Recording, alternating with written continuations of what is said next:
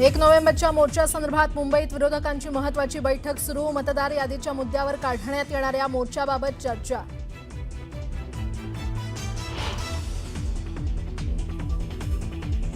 मतदार यादीतील घोळासंदर्भात आज पुन्हा राज ठाकरेंचा लावरे तो व्हिडिओ। मुंबईतल्या पदाधिकाऱ्यांच्या मेळाव्यात करणार प्रेझेंटेशन।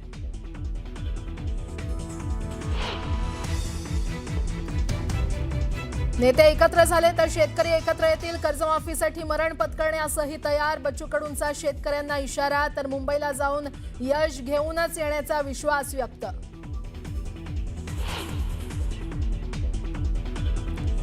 पहिल्या दिवसापासून सरकार डाव टाकतंय म्हणून आंदोलनात आलो। षडयंत्राचा डाव प्रतिडावानंच मोडावा लागणार। जरांगे पाटलांचा सरकारला इशारा।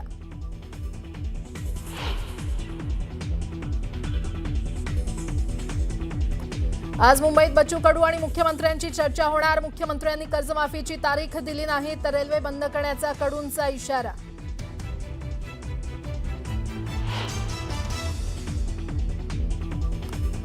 बीडच्या वडवणीतील ग्रामस्थ आक्रमक। गावातील पाण्याच्या टाकीवर चढून आंदोलन। महिला डॉक्टर आत्महत्या प्रकरणी आरोपींवर कठोर कारवाईची मागणी।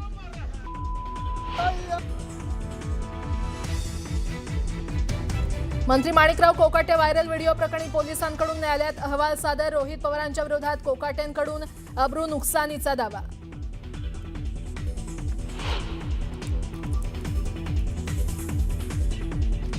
नवी मुंबई महानगरपालिका आयुक्तांच्या निवासस्थानाच्या पत्त्यावर 150 मतदारांची नोंद। मनसे पदाधिकाऱ्यांच्या आरोपामुळे निवडणूक आयोगाचा भोंगळ कारभार चव्हाट्यावर।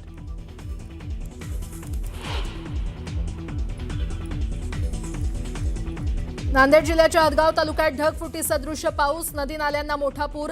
सोयाबीन आणि कापसाचं मोठ्या प्रमाणात नुकसान।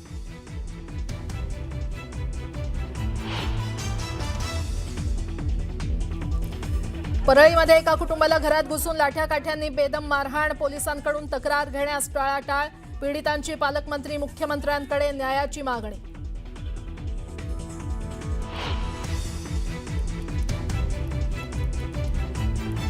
नाशिकच्या द्वारका परिसरात गुंडांची दहशत। दुकानावर अज्ञात टवाळखोरांकडून कोयता आणि दगडानं हल्ला। हल्ल्याची घटना सीसीटीव्हीत कैद।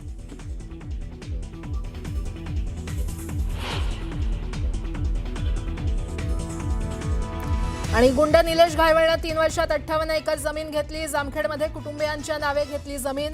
पुणे पोलीस ईडी चौकशीची करणार मागणी।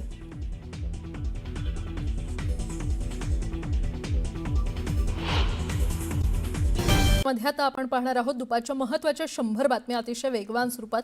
सुरुवात करूयात। पहिल्या दिवसापासून सरकार डाव टाकतंय। षडयंत्र डावाला प्रतिडावानंच उत्तर द्यावं लागेल असा इशारा मनोज जरांगे यांनी दिला। शेतकऱ्याचा मुलगा म्हणून आंदोलनात आलो आणि शेतकऱ्यांच्या न्यायासाठी प्रयत्न करणार असं जरांगे म्हटलं। पालिका निवडणुकीच्या पार्श्वभूमीवर मुंबईतल्या प्रत्येक विभागात मायक्रो प्लॅनिंग शिंदेंच्या शिवसेनेनं सुरू केलेली आहे। प्रत्येक वॉर्डात महिला आणि पुरुष असे अंदाजे 50हून अधिक लोकांच्या नियुक्त्या केल्या जात असून मागील 2 महिन्यात 2,500 ते 3,000 नियुक्त्या करण्यात आल्याची माहिती मिळते। माजी खासदार रणजित सिंह नाईक निंबाळकरांच्या विरोधात पत्रकार परिषद घेणाऱ्या मेहबूब शेख यांना फोनवरून धमकी देण्यात आली आहे। मेहबूब शेख यांना फोनवरून अश्लील शिवीगाळ करत अज्ञात व्यक्तीकडून मारहाण करण्याची धमकी देण्यात आली आहे। याबाबतचा व्हिडिओ स्वतः मेहबूब शेख यांनी पोस्ट केलाय।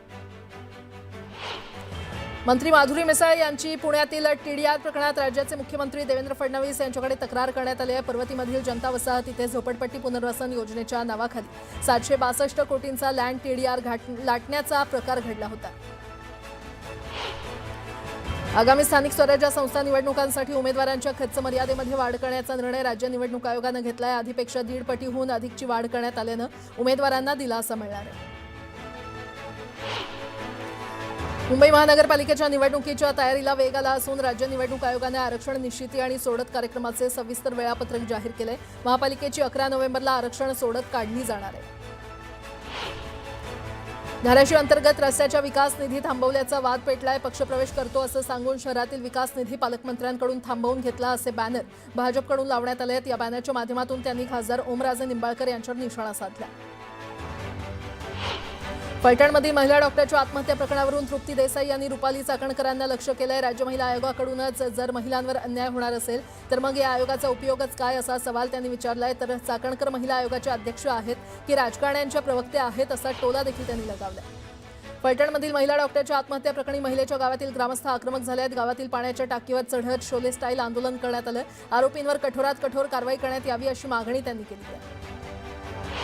धारवाडच्या जमीन खरेदी प्रकरणाची चौकशी होणार आहे। 3 वर्षात तब्बल 58 एकर जमीन घेतल्याची माहिती समोर आली आहे। जमिनी खरेदीसाठी मनी लॉन्ड्रिंग केल्याचा संशय पुणे पोलिसांना आहे आणि त्यामुळे चौकशी करण्यासाठी पोलिसांनी हे पत्र पाठवलंय।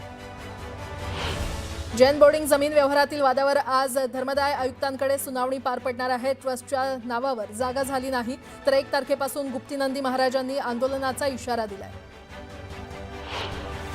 नांदेड जिल्ह्यामध्ये सकाळपासूनच मुसळधार पावसानं हजेरी लावली आहे। हदगाव तालुक्यात ढगफुटी सदृश्य पाऊस झाल्यानं नदी नाल्यांना पूर आलाय। काढलेलं सोयाबीनचं पीक आणि कापसाच्या पिकाचं मोठ्या प्रमाणात नुकसान झालंय।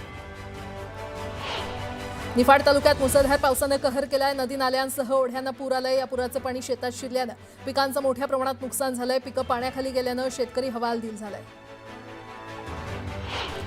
नाशिकच्या सुरगाणा भागात होत असलेल्या पावसाचा फटका भात शेतीला बसलाय। काढणीला आलेलं पीक आडवं झालंय। शेतात पावसानं भात पीक भिजून खराब झालंय।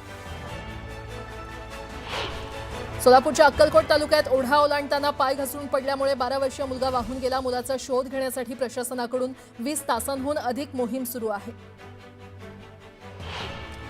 एसटीच्या सोलापूर विभागानं दिवाळीच्या 8 दिवसात 14 कोटी 6 लाख रुपये उत्पन्न मिळवलं। 8 दिवसात सोलापूर विभागानं एकूण 25,55,000 किलोमीटरची प्रवासी वाहतूक केली आहे।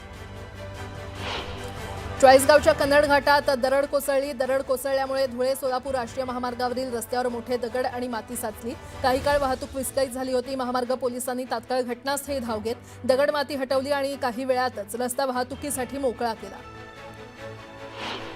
कार्तिकी यात्रेमध्ये प्रशासनाच्या वतीनं मोठ्या प्रमाणात शुद्ध पाणी बाटल्या आणि ज्यूसचं वाटप करण्यात येणार आहे। कार्तिकी एकादशीच्या सोहळ्यानिमित्त भाविकांना देण्यात येणाऱ्या सोयीसुविधांची पाहणी देखील प्रशासनाकडून करण्यात आली आहे। छत्रपती संभाजीनगर जिल्ह्यामध्ये मागील आठवड्यात पावसानं जोरदार हजेरी लावल्यानं शेतकऱ्यांचं मोठं नुकसान झालंय। या पावसामुळे वेचणीला आलेला कापूस भिजलाय आणि त्यामुळे शेतकऱ्यांचं मोठं नुकसान झालंय। अतिवृष्टीमुळे धाराशिव जिल्ह्यातील सोयाबीन उत्पादक शेतकरी संकटात सापडलाय। हमीभाव केंद्र बंद असल्यानं हमी भावापेक्षा कमी भावात सोयाबीनची विक्री शेतकऱ्यांना करावी लागते आणि त्यामुळे शेतकरी वर्गात चिंतेचं वातावरण आहे। रिपाईचे दिवंगत नेते आणि बिहार केरळचे माजी राज्यपाल रासू गवई यांच्या स्मारकाचं अमरावतीमध्ये उद्घाटन केलं जाणार आहे। यावेळी मुख्यमंत्री, दोन्ही उपमुख्यमंत्री आणि सर्वोच्च न्यायालयाचे सरन्यायाधीश उपस्थित असतील। समुद्रामध्ये वादळ सदृश्य वातावरणाचा मोठा फटका मच्छीमारी व्यवसायाला बसला असून मच्छीमारी हंगाम सुरू झाल्यापासून वादळी वातावरणामुळे मच्छीमारी व्यवसाय वारंवार ठप्प होतोय। सिंधुदुर्गासह राज्यातील मच्छीमार नौका या देवगड बंदरात सुरक्षेच्या कारणास्तव दाखल झाल्या आहेत। यंदाच्या खरीपातील सोयाबीन, उडीद आणि मूग खरेदीसाठी नोंदणी सुरू होणार असून 15 नोव्हेंबरपासून प्रत्यक्ष खरेदीला सुरुवात होणार असल्याची माहिती पणन मंत्री जयकुमार रावल यांनी दिली आहे। पणन महामंडळ बारदाना खरेदीची प्रक्रिया राबवणार असून यंदा त्याचा तुटवडा भासणार नाही असंही त्यांनी स्पष्ट केलं। धुळे जिल्ह्यातील धुळे साक्री महामार्गावरील पेट्रोल पंपावर दरोडा टाकण्यात आलाय। बंदुकीचा धाक दाखवत दरोडेखोरांनी पेट्रोल पंपावरील कर्मचाऱ्यांना मारहाण केली। या प्रकरणी पोलिसांनी गुन्हा दाखल केला। बीड जिल्ह्यात गुंडांनी पुन्हा हैदोस मांडला। एका हॉटेल कामगाराला अमानुषपणे मारहाण करण्यात आली आहे। यात जखमी झालेल्या कामगारावर रुग्णालयामध्ये उपचार सुरू आहेत। लोखंडी रॉडसह दांडक्यानं मारहाण केल्यानं कामगाराचा पाय फ्रॅक्चर झाला। बीडच्या परळीतील धक्कादायक प्रकार समोर आला आहे। भावकीतील लोकांनी घरात घुसून एका व्यक्तीसह त्याच्या 3 मुलांना मारहाण केली। त्यातील एका मुलीला विषही पाजलं। या धक्कादायक मारहाणीचा व्हिडिओ समोर आलाय। मात्र पोलिसांनी तक्रार घेण्यास नकार दिल्यानं पीडित कुटुंब हवालदिल झालंय।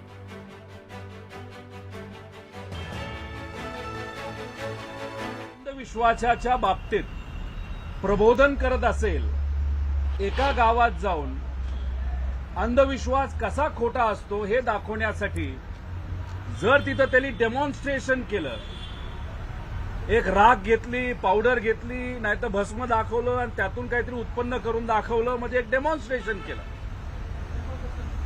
आणि मग तिथं डेमॉन्स्ट्रेशन हे अंधश्रद्धेच्या विरोधात केलं म्हणून त्या व्यक्तीवर जशी कारवाई केली जाईल तशी कारवाई माझ्यावर झाली असं आपल्याला म्हणावं लागेल।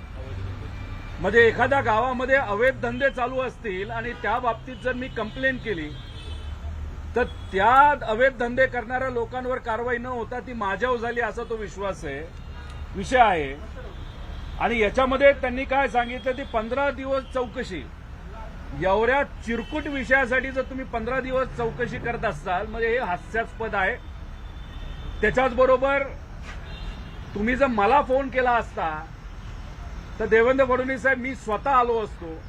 मी तुम्हाला दाखवून दिलं असतं की कशा पद्धतीने हा आधार कार्डचा वापर, खोट्या आधार कार्डचा वापर हा इलेक्शनसाठी केला जातो, त्यातून वोट चोरी केली जाते.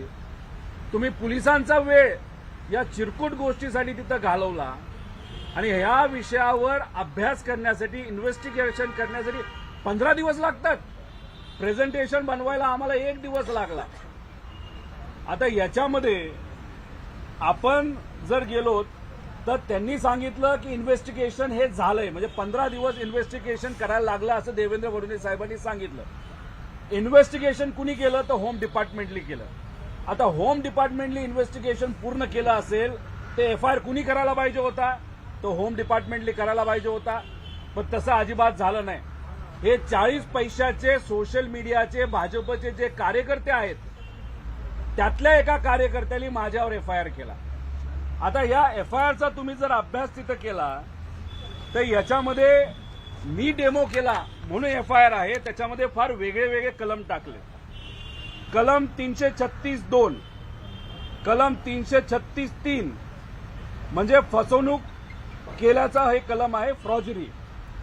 म्हणजे डॉक्युमेंट कुठलं तरी आपण आदला बदल केलं, खोटं केलं, खोटी सही केली, कोर्टात वापरलं, नाही तर कोणाच्या ते जमीन ही आपण खोट्या सहीली विकत घेतली, ह्याला फ्रॉजरी म्हणतो. मी कुठं काय केले तिथं? मी कुठंच त्या डॉक्युमेंटचा वापर हा कशा इतर विषयासाठी केलेला नाही. मीच दाखवून देत होतो चोरी कशी होती आणि त्याचंच ते डेमॉन्स्ट्रेशन होतं. मग हे कसले कलम त्यांनी त्या ठिकाणी लावलेले आहेत. त्याच्याच बरोबर 336(4) दुसऱ्या व्यक्तीच्या प्रतिष्ठेला हानी पोहोचवली. अरे कोणाच्या प्रतिष्ठेला हानी पोहोचवली?